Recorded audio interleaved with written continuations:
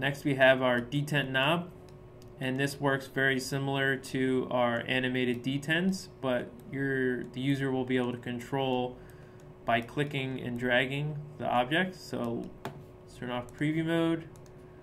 We'll click on our switch, right click, add new behavior, Detent Knob. And we'll go ahead and hit the preview button and show you what's going on with that. You notice that we can click and drag, and this is what's going on. So we can come down in here and you'll notice our attributes are a state. We can select a state that correlates to our detent percents.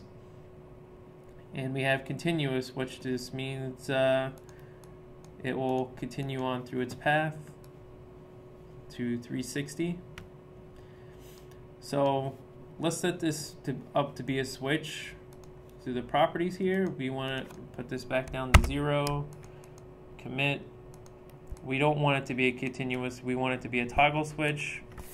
So for that, we only want 2 detent percents, so we'll have 0 and 100. Our next one is angle range, and this signifies the angle that you'd want it to stop at. So right now, this will go 180 in the other directions, and it will clip through our mesh, and we don't want that. So in this case, let's lower this number down to 60.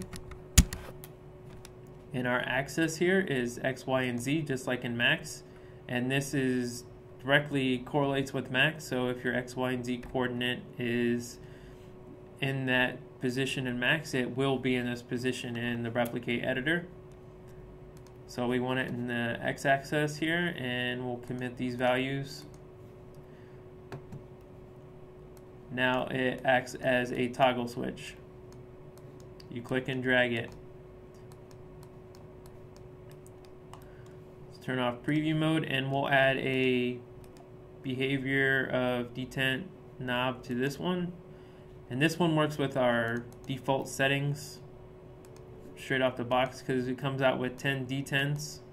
The only thing that you'll have to change is shown here is your access, because obviously we don't want it going through our mesh. So we come over here to the DK switch, and we'll change the access to the Z. Nope, that's not the switch.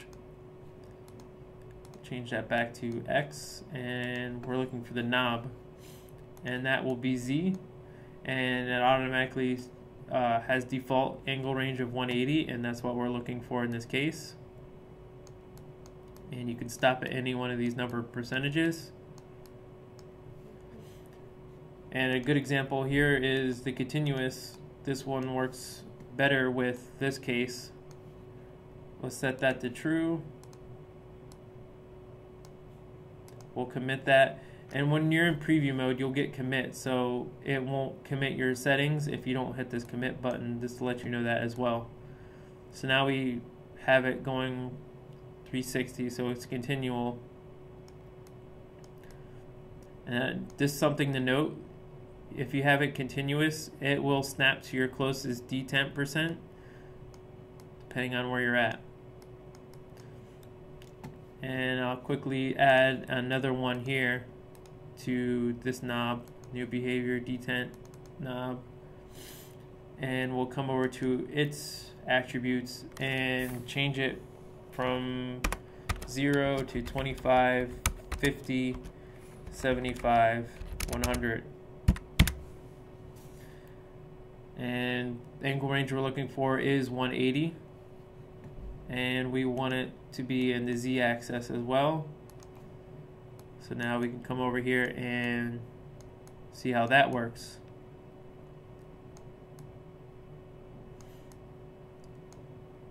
So everything works from 0 to 100, and these detent percents are within that range, just to show you.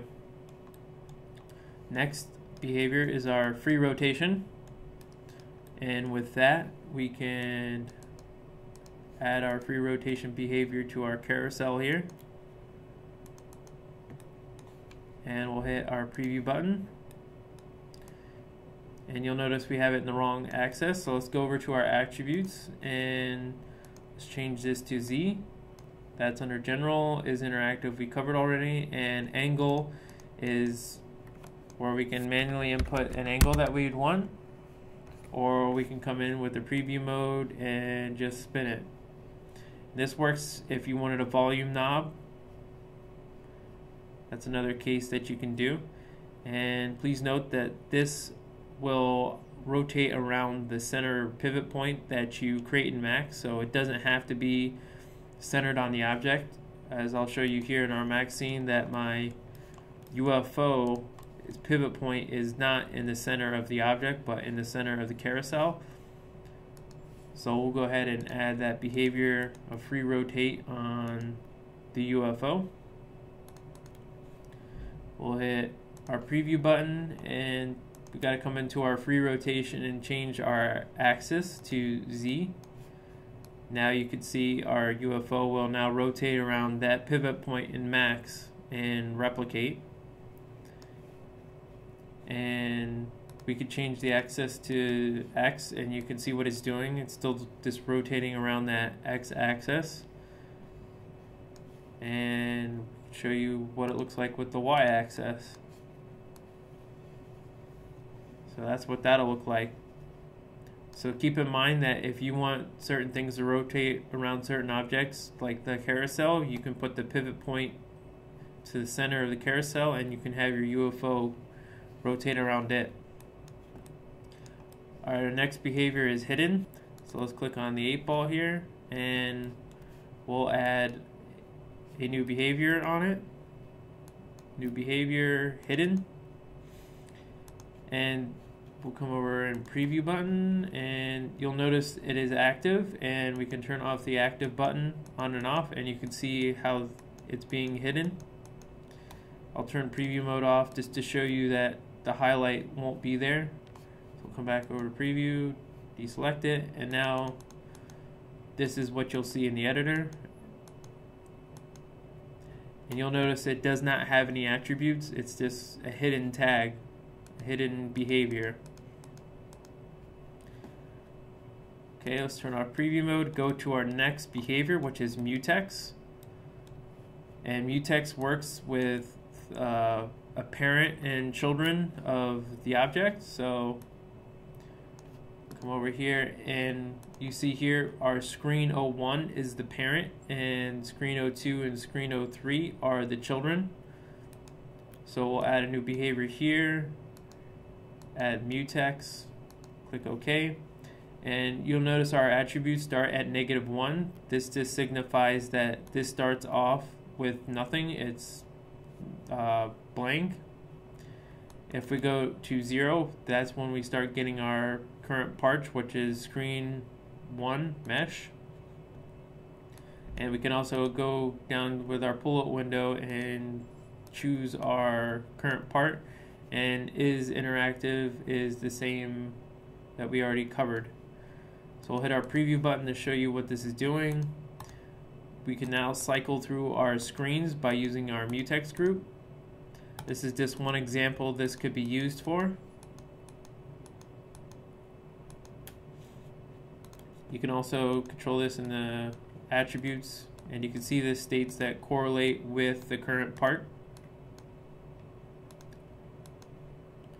And we could turn it off with -1 as the state.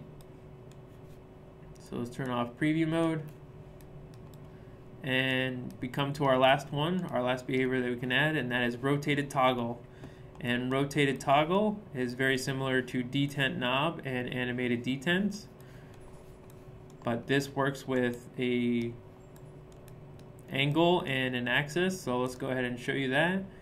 We can right click on our object, and we'll add new behavior to our switch, rotated toggle. We'll come into our behaviors, and our animation time is in seconds. We already covered that. Trigger at, we can trigger an event. Our interactivity tab we already covered. Our runtime attributes, it just shows our states, and what our states will be is our start and finish state, just like an animated toggle. And under general we have our axis and angle range, and this is going to work like our switch that we did in our Detent Knob. So let's come back over to behaviors, and since I already remembered what we did for the last one, we can put -60 in here because the access is different for this switch. So we can go ahead and now we can click on it and it toggles up and down as a toggle switch instead of the user clicking and dragging.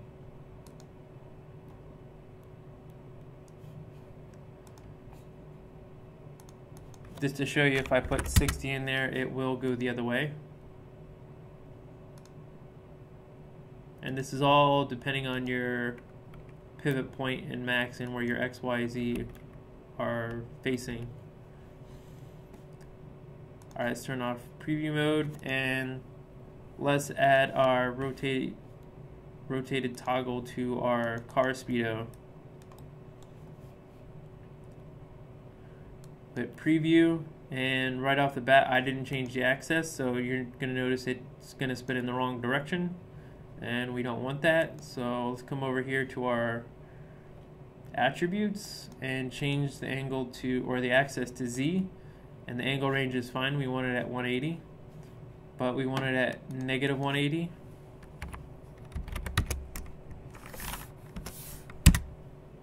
And we'll commit those changes. Now you'll notice we have a car speedo just by clicking and toggling on it. And I'll show you what happens if I just put 180 in. And again, this is all dependent on your pivot point and the way your coordinates, your X, Y, and Z are facing in max.